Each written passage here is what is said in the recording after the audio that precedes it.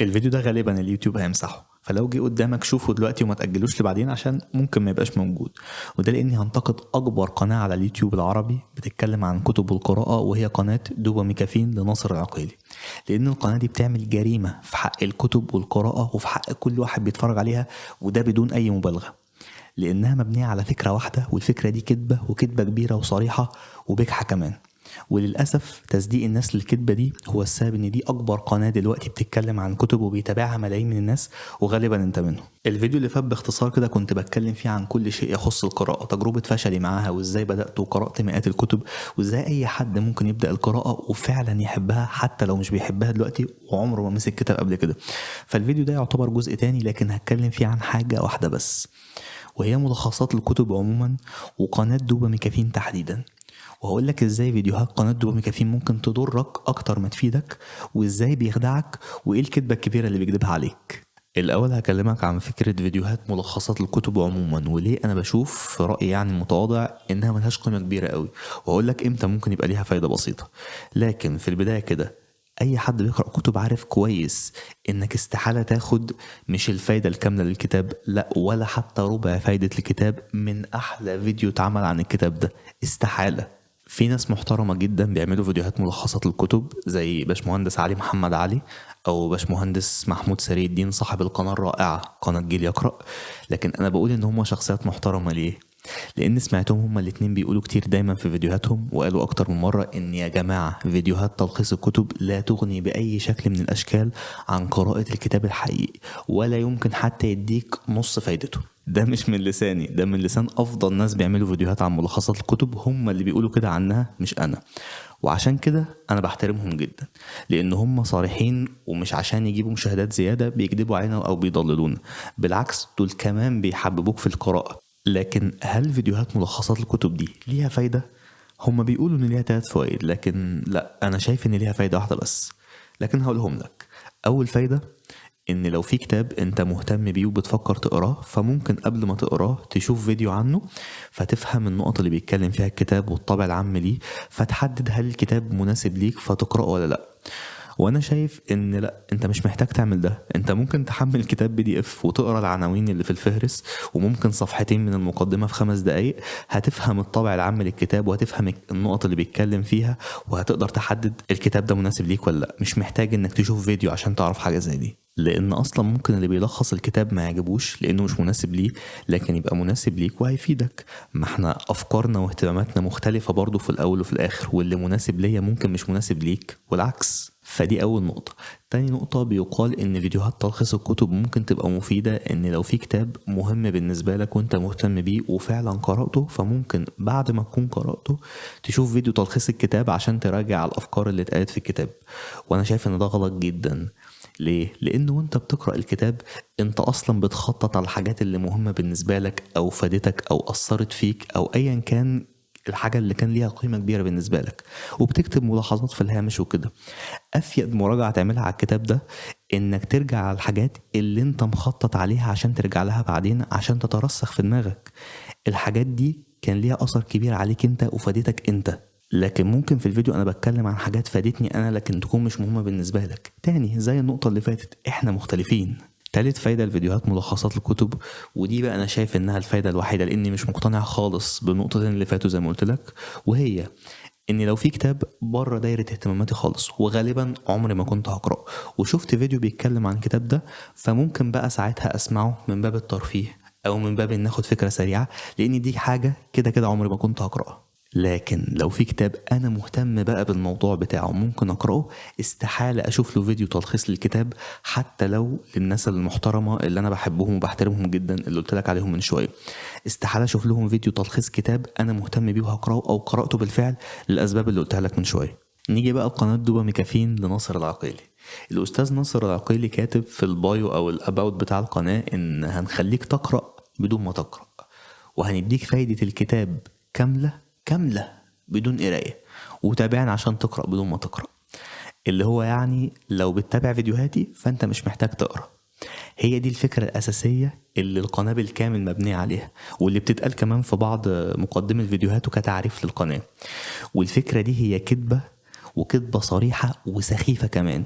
يعني مع كامل احترامي للأستاذ الفاضل، لكن لو حد عنده ذرة عقل عارف إن ده من رابع المستحيلات. أنا مش بكلمك في رأي شخصي، لأ دي حقايق. ما ينفعش تاخد فايدة القراية بدون ما تقرأ، زي ما ينفعش تاخد فايدة الرياضة بدون ما تلعب رياضة، حتى لو سمعت أحلى فيديوهات اتعملت عن الرياضة. وأي حد قرأ كتب قبل كده عارف ده كويس. طيب ليه مستحيل تاخد فايدة القراية من غير ما تقرأ؟ وليه الناس المحترمة اللي قلت لك عليهم من شوية زي علي محمد علي وقناة جيل يقرأ بيقرروا دايما ان يا جماعة فيديوهات الكتب لا تغني اطلاقا عن قراية الكتب، وما بتقدمش حتى ربع فائدتها؟ ليه؟ اول حاجة عملية السمع، انك تسمع فيديوهات او تسمع اي كلام عموما، وعملية القراية انك تقرأ كتاب، عمليتين مختلفتين تماما عن بعض. زي الاكل والشرب، دي حاجة ودي حاجة تانية خالص. حتى في اجزاء معينة بتشتغل في مخك اما بتقرأ، واجزاء تانية مختلفة بتشتغل لما بتسمع. فلو جبنا اي كتاب زي ثانية واحدة زي ده مثلا، وسمعنا النسخة الصوتية منه، مش ملخص مش شرح، ما حطناش على التاتش بتاعنا، لا نفس الكتاب بس سمعناه بقى ما نقراه، مش هناخد ولا حتى نص الفايدة، مع انه نفس الكلام بنفس الحروف. شفت بقى؟ ده الكتاب نفسه، ما بالك بقى الملخص او الشرح او ايا كان اللي صاحبنا بيقول لك هديك الفايدة كاملة ومش هتحتاج تقرا. هديك سبب تاني على ان الكلام ده اي هبل بيتقال.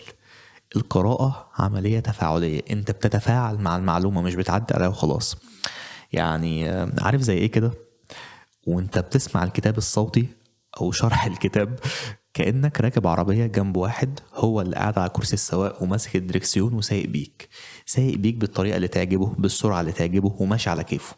اما لما انت اللي بتقرأ، انت اللي بتبقى قاعد على كرسي السواق وماسك الدركسيون، بتسرع وقت ما تحب عشان الحتة دي مش مهمة قوي بالنسبة لك، وتبطأ وقت ما تحب عشان تركز شوية مع الحتة دي، وتقول هقف هنا واشد خط تحت الجملة دي، او هعلم على الصفحة دي عشان ارجع لها تاني، وتكتب ملاحظات وكده. شوف انت بتتفاعل مع الطريق مش بتعدي عليه وخلاص. واما تخلص الكتاب بيبقى معاك الملاحظات اللي انت كتبتها والحاجات اللي انت علمت عليها عشان انت محتاجها من الكتاب. ودي تجربة استحالة تاخد ربع فايدتها حتى من أحلى فيديو اتعمل عن الكتاب ده، حتى لو فيديو 10 ساعات. لأن القراءة الحقيقية اللي انت بتقرأها بعينك وبتبذل فيها مجهود أكتر، مش الفكرة فيها في الأفكار الجديدة. أنا ممكن أطلع لك كل الأفكار اللي موجودة في الكتاب، لكن مش هتستفيد بالأفكار دي، لأنه وانت بتقرأ في حاجة بتحصل لك اسمها الفلو ستيت أو حالة الانغماس. انت بتندمج مع الكتاب ومخك بيتخيل الكلام بطريقة مختلفة تماما عن ما اجي انا اقوله لك او تسمعه من اي حد. وعشان كده عمرك ما هتاخد ربع فايدة القراية من اي فيديو. سبب رابع او خامس مش فاكر، انا بتكلم بالي كتير لكنه سبب مهم جدا واحنا ناسينه فلازم اقوله لك، وهو ان التفكير العلمي بيقول ان افضل طريقة لو انت عندك مشكلة وعاوز تحلها انك تروح للمصدر. اما تقرا تويتة بتتكلم عن كتاب، غير اما تقرا بوست فيسبوك طويل بيتكلم عن نفس الكتاب، غير اما تقرا فيديو يوتيوب تسمع فيديو يوتيوب، غير اما تروح للمصدر نفسه وتقرا الكتاب. عارف ليه؟ عشان الوقت.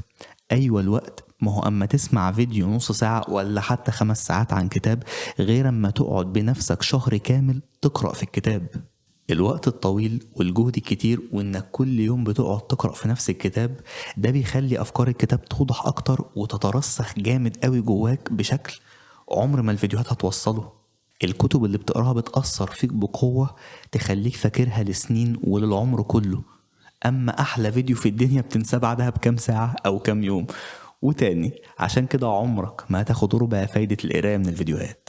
وبدام اتكلمنا عن ترسيخ الفكرة، فكمان الكتاب بيرسخ جواك الفكرة بقصص وأمثلة وتمارين وحاجات صعب جدا ان اي فيديو يذكرها لك كلها، وإلا يطلع في فيديو يقرا لك الكتاب ويبقى اوديو بوك او كتاب صوتي، واللي حتى ده كمان وضحنا انه ملوش ربع فايدة الكتاب الحقيقي اللي بتقراه بعينك. طيب نقف هنا دقيقة ونسأل سؤال مهم جدا. ليه القناة دي انتشرت برغم كل اللي قلته لك ده؟ ببساطة عشان غريزة الإنسان بتحكمه في كل شيء. إحنا ربنا خلقنا من عشرات الآلاف السنين جوانا غريزة الكسل، عشان دي كانت حلوة وبتساعدنا، كانت بتخلينا نبذل مجهود أقل فما نحتاجش ناكل كتير، فنقدر نعيش فترة أطول من الزمن بكمية أقل من الأكل. فغريزة الكسل دي كانت زمان بتساعدنا إننا نعيش أكتر. لكن عدت عشرات الآلاف من السنين وتطورنا وبقى في وفرة في الأكل، لكن لسه مخنا للأسف ما تطورش وفضل زي ما هو. لسه عندنا نفس الثغرة، لسه عندنا ثغرة حب الكسل والطرق المختصرة، الثغرة اللي بيستغلها أي نصاب. أما يجي حد يقولك هخليك تخس 10 كيلو في الشهر من غير دايت، من غير تمرين، من غير ما تبذل أي مجهود، بنقول يا سلام، احنا من ايدك دي لإيدك دي. أما يجي حد يوعدنا بالثراء السريع بطرق هبلة ومش منطقية، بنمشي وراه على طول من غير ما نفكر. وبنفس المنطق اما يجي حد يقول لي هخليك تقرأ بدون ما تقرأ وهديك فايدة القراية كاملة بدون قراية، بنقول يا سلام، ادينا يا عم. وخلي بالك، هو بيكذب عليك الكذبة الواضحة السخيفة دي عشان يسرق وقتك بدل ما تعمل الحاجة اللي بجد هتفيدك واللي هو بيقنعك انك مش محتاجها بس انت محتاجها. لا، ده في شيء اخطر كمان، القناة دي بالكذبة اللي بتكذبها على الناس بتقنعهم انهم مش محتاجين يقرأوا، ودي مصيبة. احنا اصلا في شعوبنا العربية بنعاني من مشكلة قلة الثقافة وعاوزين الناس تقرأ، فانت بتقول للناس انتوا مش محتاجين تقرأوا مادام بتشوفوا الفيديوهات بتاعتي، دي كارثة.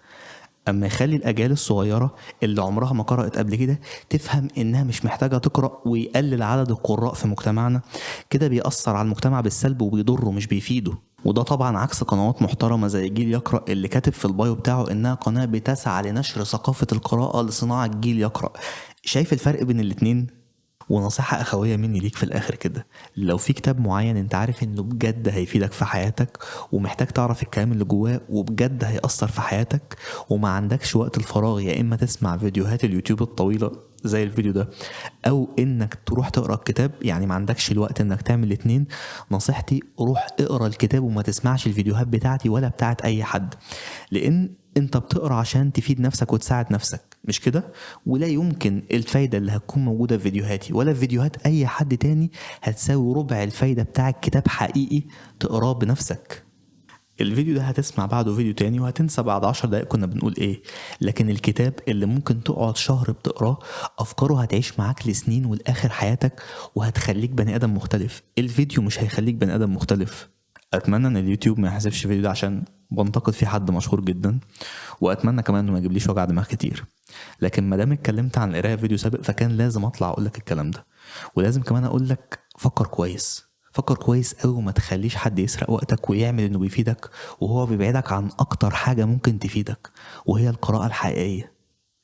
ولو الفيديو ده عجبك مش لازم تعمل لايك ومش لازم تعمل سبسكرايب، لكن اللي لازم هو انك تشوف كتاب وتبدأ تقرأ، ده اللي هيفيدك بجد اكتر من اي فيديوهات موجودة على اليوتيوب واكتر حتى من الفيديوهات بتاعتي. شكرا لوقتك.